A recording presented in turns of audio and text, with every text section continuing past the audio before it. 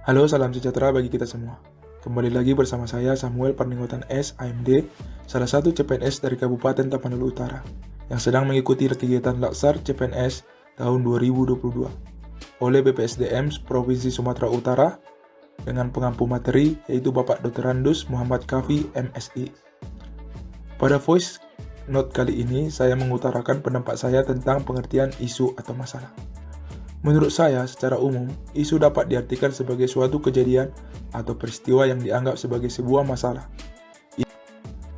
Isu juga diartikan sebagai suatu pokok masalah yang sedang terjadi, kemudian perlu untuk ditanggapi serta dilakukan penanganan untuk mendapatkan solusinya. Isu adalah sebuah masalah yang apabila tidak ditanggapi sesegera mungkin, maka akan memberikan dampak negatif. Jadi dengan kata lain, isu merupakan sebuah peristiwa yang mengandung masalah dan dapat menimbulkan persoalan apabila tidak diatasi. Oleh karena itu, isu dianggap penting untuk didiskusikan dan dicarikan penyelesaiannya sesegera mungkin. Kemunculan isu diawali dengan adanya ketidaksesuaian antara apa yang diharapkan atau apa yang semestinya terjadi dengan kenyataan yang sedang terjadi. Ketidaksesuaian inilah yang kemudian menjadi sebuah masalah yang disebut dengan isu.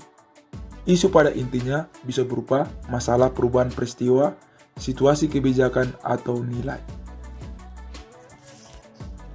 Menurut saya, isu itu bisa terjadi di mana saja, baik itu di lingkungan keluarga, masyarakat, di unit kerja, maupun di lingkungan yang lebih luas, seperti isu yang menyangkut sebuah bangsa dan negara, maupun antar negara.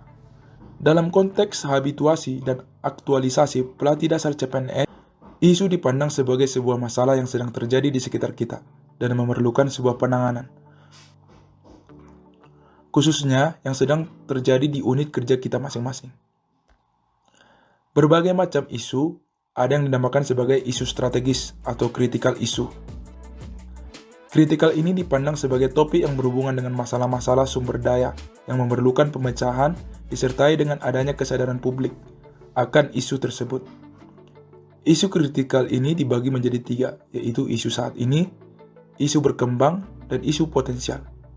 Isu saat ini adalah kelompok isu yang perlu mendapat perhatian atau sorotan dan memerlukan penanganan sesegera mungkin. Inilah yang disebut juga sebagai kontemporer. Sedangkan isu berkembang adalah isu yang perlahan-lahan masuk dan menyebar di ruangan publik.